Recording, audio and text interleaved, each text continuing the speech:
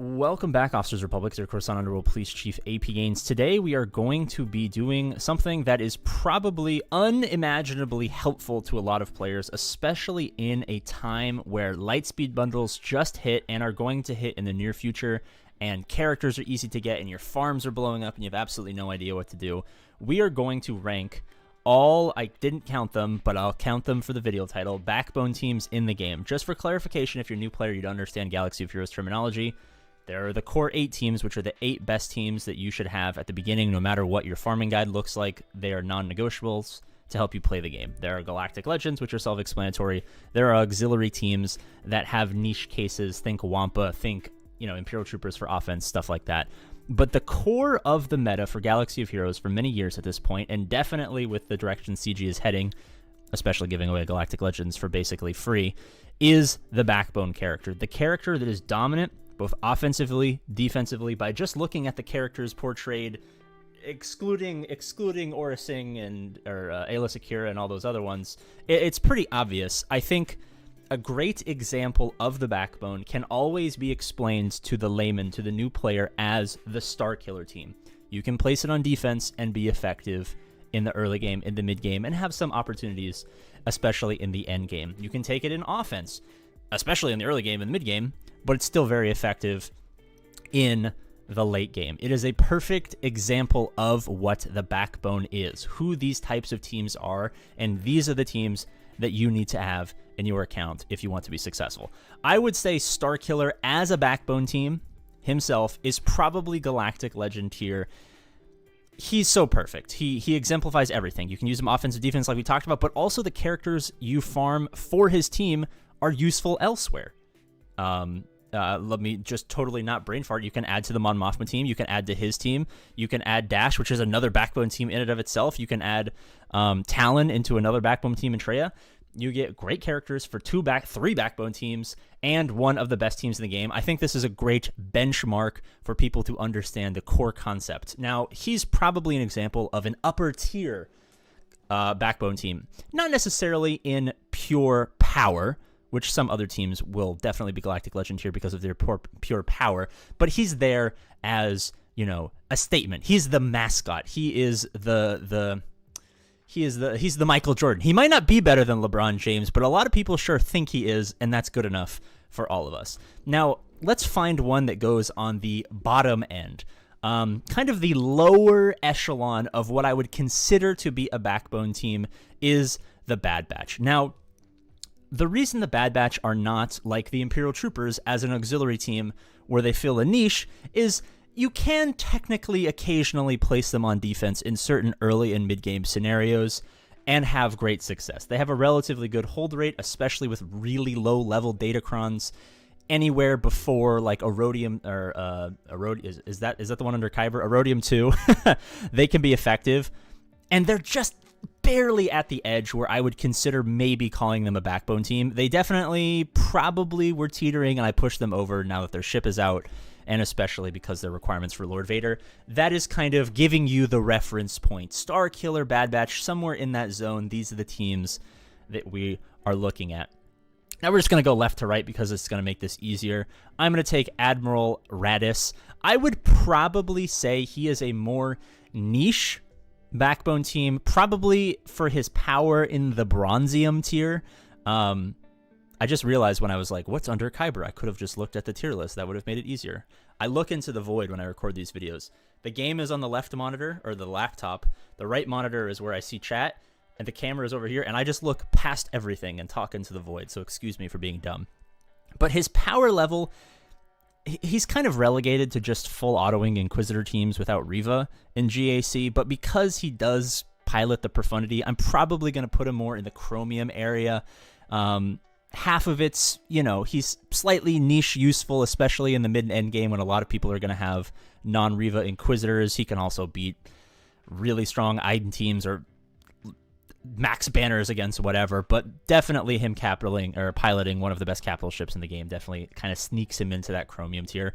Zori, I'm probably, and I think this might not be as controversial as I think it is, I'm probably sticking her in the Erodium tier. I think what separates her from Chromium and Erodium is she definitely benefits disproportionately to other teams with Datacrons for one specific reason, kind of the Admiral Akbar effect. Let me actually pull Admiral Akbar here and put him as a galactic legend. For those of you guys who don't know, the Admiral Akbar effect is an old GAC terminology that we came up with when the Crons came out, not the Datacrons, the good Crons, the Omicrons came out.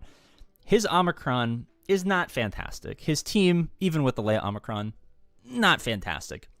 But he had the highest hold percentage in GAC across the entire game for a while because people had they had absolutely no idea what on earth he did. People had no idea what he did. They would throw in trash and lose, and then that's 30 banners right off the door. And then they'd bring in something too powerful and win, and then they've wasted banners and wasted a good team.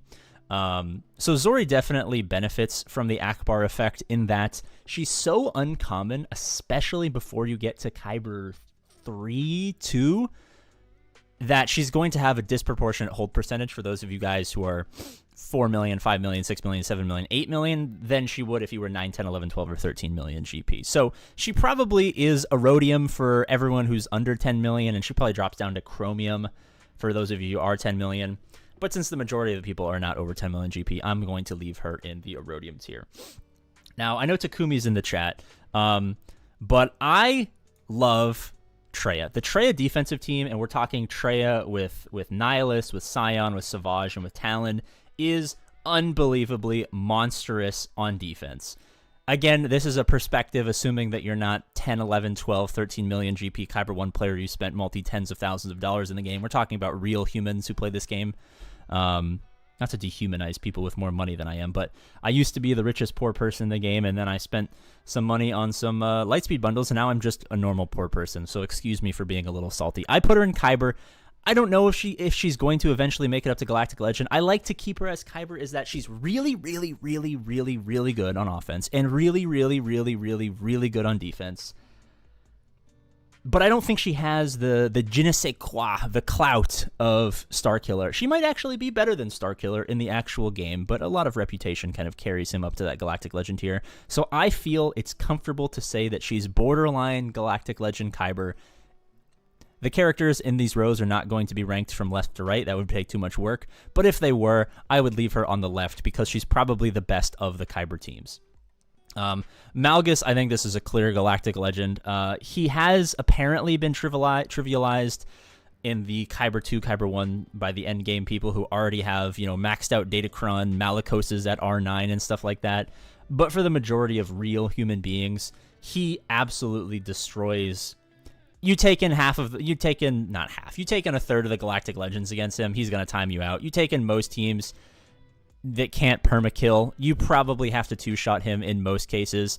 Are you going to want to bring him on offense? Probably not, but if you do, can you beat Galactic Legends and upper echelon backbone teams with him? Absolutely. I mean, especially with him being a part of the new Leviathan fleet, I feel like that cements his place in the Galactic Legend tier, where he's giving you both immense, unimaginable defensive viability and fantastic offensive viability.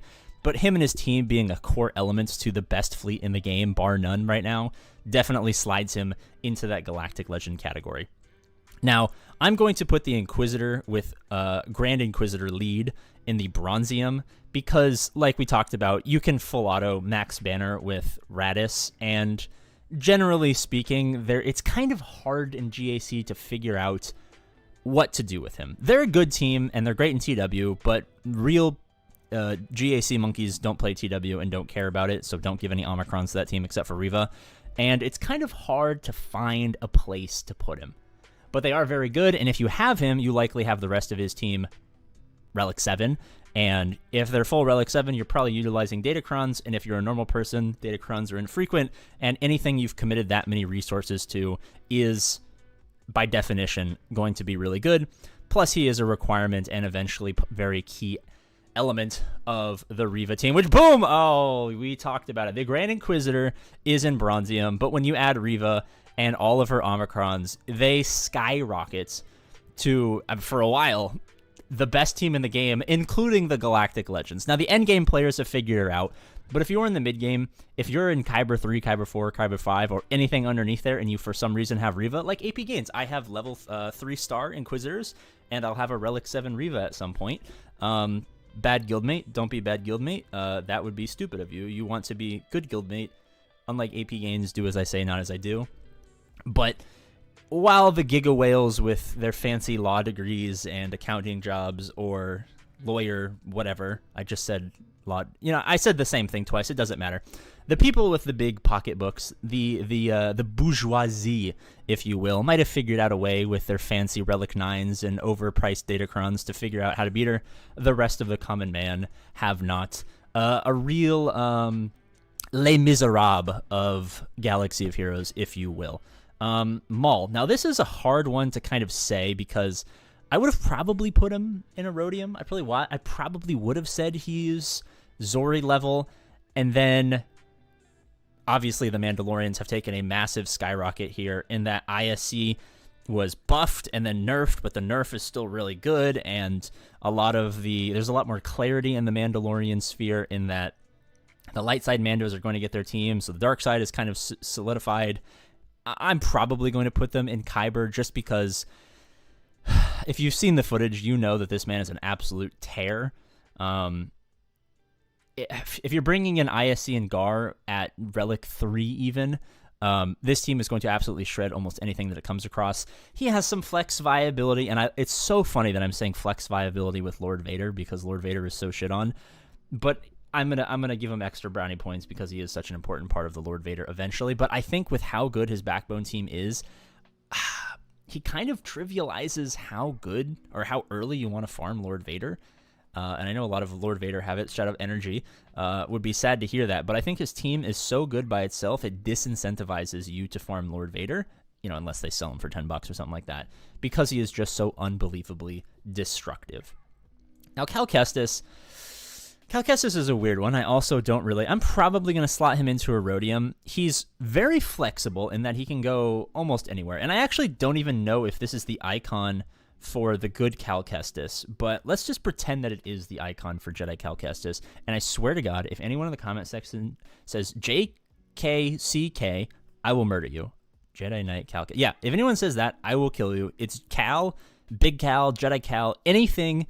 You can call him Steve if you want. As long as you don't call him JKCK, we can be friends. He boosts any team he's on, really, because he can one-shot people. The main reason you would want him is, obviously the best entry point into the pyramid scheme of success, of sadness of success, is through JML. JML into Profundity into Jabba into Leia or something like that, or even JML into Profundity into Leia into Jabba or whatever. But him turning that team into destroying everything is valuable enough that I think he belongs in the Erodium tier. Now, I would probably put Marin, and I know Fatal might have a fatal heart attack by me saying that I'm putting the Marin Night Sisters in Bronzium. Maybe I'll throw them up in Chromium. Let's do it. You're not going to get the same output against Jabba's. I mean, Jabba, you can we'll talk about it next with Afra, but you can still to this day Afra Jabbas, which I think a lot of people don't believe to be true. But again, a lot of people only see Giga Chad, 50 to 100k lifetime spend Kyber 1 gameplay and don't realize that the poor people down in the slums are still being able to destroy Jabbas with Afra. But I think having that viability to destroy a lot of stuff, I'm not going to talk too much about this team, but I'll leave them in the Chromium tier. Afra, see, this is where my bias comes in. I would say most people would probably rate her at Chromium, but I really, really want to put her in Erodium because I was an early adopter. Her requirements are okay. Two of her requirements work for her. One of her requirements goes into another backbone team, and she beats one of the hardest GL teams to beat to this day. So I would stand my ground that she belongs in the Erodium tier just because she is unbelievably good at doing very niche things that are very important if you want to climb in higher and higher Kyber levels. She is okay on defense. She's actually one of my highest performing defensive hold teams, even though she's basically full autoable with CLS. But when paired with like a gas if you put too many tantalizing options for your opponent's CLS, She has some niche strategy on defense, but primarily she's used for when you know your opponent's going to place a Jabba and you just want to absolutely blow his little slimy tendrils off the face of the earth. I think that in and of itself, plus Hondo being fantastic, I'll leave them in Erodium for their more strategic purposes. Malicos, I haven't played with Malicos, obviously, because I don't do Conquest, because I have life stuff to do, and also I'm just too lazy. If you want to, again, do as I say, not as I do, you should grind in Conquest, and you should probably subscribe to Celiac Sarah if you want to make that happen. I don't know. I'm probably going to go to chat here. Someone's saying Malicos is Erodium. Let's take a quick 5 to 10 second break to look at chat. What are we thinking as far as Malicos? Because, you know, talking to Arnold, he puts it up in Galactic Legend Kyber. Talking to some other people who are Kyber 1, you know, top 100 players, they'd probably place him out here as well. I'm probably going to run like a Malicos Sirjunda, you know, Riva team that might be fucked up or might not be. I don't know. What are we thinking? I'm hearing low Kyber. I'm seeing a majority of Kyber. So low Kyber is crazy. I'm going to leave him in Kyber until more people have access to him and we kind of see how he plays. I'm not going to go so far as to put him in Galactic Legend. We'll say he's a firm Kyber. I wouldn't go so far as to say low. He does great stuff. Every endgame player raves about him, and if they love stuff, it's probably good. And if you can use stuff that they love against normal people, you're probably going to get double the value out of it because you're not facing these, you know, you're not facing opponents that are spending $3,000 a Datacron, or $3,000 a month on Datacrons. I'd say it's probably a firm bet to place him in Kyber. Dash Scoundrels with Nest, Vandor, L3, and Hondo. Probably a solid Chromium. They're a perfect example of as you progress from that like 7 to 8 million GP range as you enter the end game, right? Early game being 0 to 4 million GP because you don't really have access to Proving Grounds or Hard Conquest, where a lot of the progression happens. 4 to 8 being that like second third of the game where you're building up a couple Galactic Legends, you're building up a couple of GL ships, you're building up a lot of backbone teams, you have good auxiliary, you have great core. I would probably say that, you know, taking off a defensive team that's okay and replacing it with this is a good quality of life step up, and they really, really dominate people who don't play them frequently, and it's not a very common team to place on defense. A lot of people just got L3 through the Lightspeed bundle. If you farmed Afro, you have Hondo. Nest is a valuable character and always has been. Vandor you get with Tarful, who is a Cal requirement. So a lot of them kind of interplay with each other. I think he's kind of as good on defense as Marin is on offense, so I think I'll probably leave him in Chromium. Bo-Katan, so here's the thing. This represents the new Bo-Katan that's going to be the same event as Gas or Malik, who, if you remember, were unbelievably unstoppable when they came out. Now, I don't put a lot of stock into what CG thinks about the meta because they just don't have the experience to really understand how things are going to go, but they're saying it's beating Galactic Legends. So I'm going to put it here in Erodium for now because we have absolutely no idea. We just got a test or a taste of how good the tank Paz Vizsla is going to be without other, you know, tuned light side Mandalorians who play into his synergy. We don't know for sure. I'm going to say if they think that she is going to be a dominant GL destroyer, I'll leave him in Erodium, and I'm going to leave the door open. We'll revisit this list, you know, when she's actually out and tested. Does she move up? Does she move down? But I think saying that if she's going to be a GL killer, I feel confident putting her in Erodium, especially with the company that we talked about. This is another one where I want to go to chat for some questions here. We're down to the last two. If my face might be in the way, we got Fat Rex, Viagra Rex, Captain Rex, and Jedi Knight Luke. I have never played with the Phoenix in GAC ever. I have never used them on offense in my entire life. I'm sure you could probably find a clip of me doing and be like, APGAINS is a dirty liar. I don't know. I kind of instinctually want to put them down in Bronzium. I know with their Datacron, they were full autoing Lord Vader. There's all this stuff, and it was so great. At the end of the day, you still have to Relic 5 or Relic 7 your Phoenix team, which is a lot for some people. I could probably be argued. I'm hearing Erodium. All right, if there's that much of a disconnect, I'll slot him into Chromium to appease the Erodium fans because I just don't have the experience. He's out of the way in that, yes, he is a great character theoretically, and he is required for the best GL in the game. But the idea of Relic 5 or Relic 7ing Phoenix makes me sad.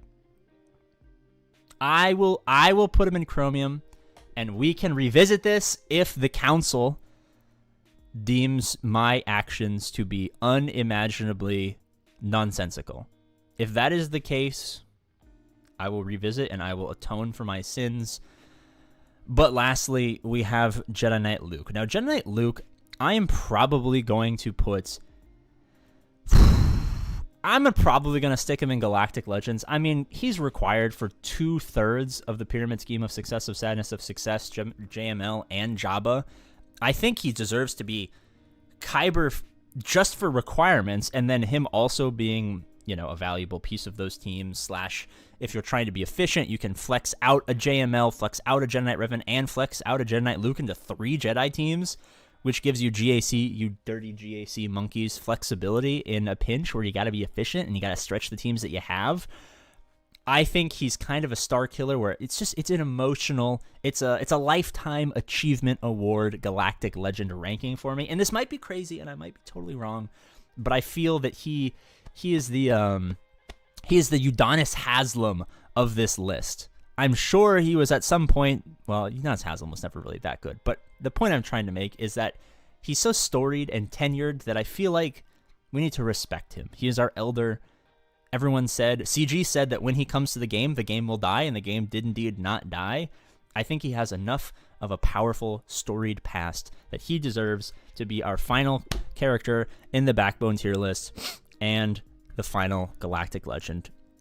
We'll take 15 to 30 seconds at the end of this video to plug the Patreon, because that's how APGAINS puts a roof over his head, food on his table, and gas in his car. And while you all put the 3 wacky digits on the back of your credit card into my Patreon and help support me, join the $5 army and join the Patreon exclusive Discord where all the fun happens. What did I get wrong here, chat? We have 200 people watching. It's dark and the sun is down and it's late and people should be partying on a Friday night, but we're here. What did I get wrong? What did I get wrong?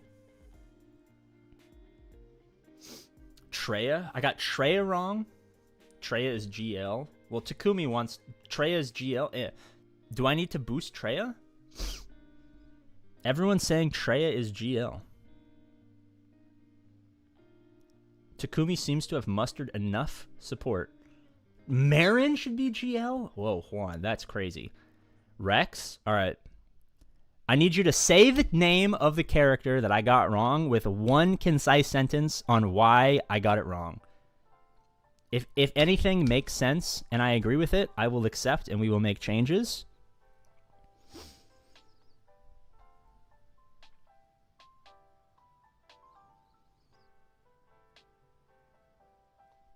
Treya can float bottom GL or top Kyber, doesn't matter.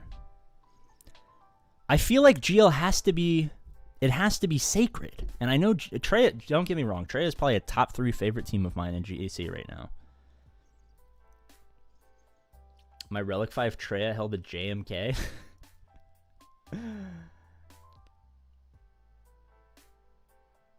All right. I'll make a concession. She can be up in Galactic. I mean, like I said, she like hovers on this border right here. So I will concede.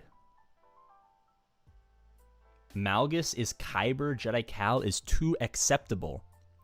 Or too accessible. While I agree, and that was part of the argument why he should be theoretically Kyber, his team is the best fleet in the entire game. I think that warrants him being Galactic Legend. Stop. No. Dank Ideals, I love you, but I will see you in 300 seconds. You use the dirty JKCK. We're ending the video on that note. Thank you guys for watching. As always, I love you, and I will see you later.